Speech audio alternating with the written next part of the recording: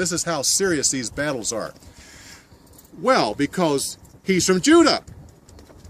He says, yeah, but he's the king of all of us. So really, he's 10 times more our king than yours. Yeah, but he's from Judah. You can see the really serious problems here. And so Sheba speaks up. Sheba from the north speaks up, said, let Judah have him. We have nothing to do with David. So they all went home. And Sheba became the head of the revolt against David. So Joab had been removed from his command over David's army, and David had given the command to his other nephew, Amassah, who was Joab's cousin. And he said, I need you to gather the troops together in 3 days so we can go after Sheba, the one who has revolted. So Amassah gets busy. He's trying to gather an army, but 3 days go by and he's not back yet. So 3 days go by and he's not back yet. So David asks Joab's brother to go after Sheba. He says, if we don't go after him now... Let me interrupt. His name is Abishai, right? Abishai. You've heard of David's mighty men? Mm-hmm. 3 of them were the top. They were the most brave. This brother of Joab is one of the 3. So this is not just a nobody here. This is one of the top men of David's mighty men. So he said to Abishai, I need you to go after Sheba, because if we don't, he's going to be more trouble than Absalom ever was.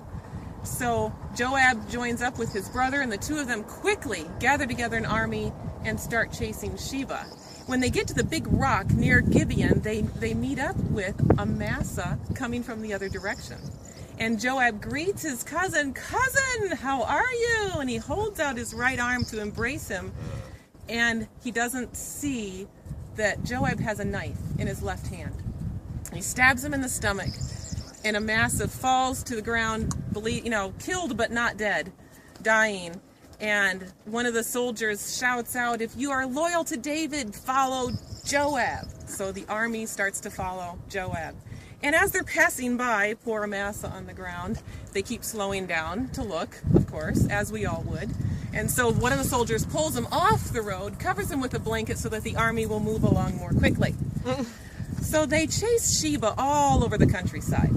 Eventually, Sheba takes his men and comes into the city of Abel to hide there. So Joab brings... He came right here. Right here. And Joab brings the army, and they lay siege to the city. They're building a ramp up against the walls so that they can get inside. And a woman who was known for her wisdom comes to the top of the wall and starts shouting, I want to talk to Joab. So Joab comes over to where she's shouting and says, what do you want? And she says, are you Joab? He says, yes, what do you want? And she says, why would you do this to the city of Abel? Everybody knows that when you have a problem, you need advice, you come to us. We've been like a mother to Israel. Why would you attack us? And Joab says, I'm not attacking you. We're chasing after Sheba. He's hiding inside your walls. So the wise woman says, if we chop off his head and throw it over the wall, will you leave us alone? And he said, of course. And she said, I'll hold you to it.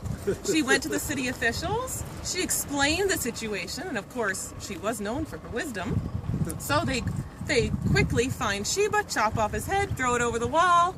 Joab sees that Sheba's dead. So he blows the ram's horn. The army turns around and goes back to Jerusalem. And wouldn't you know it, Joab is once again in command of David's army.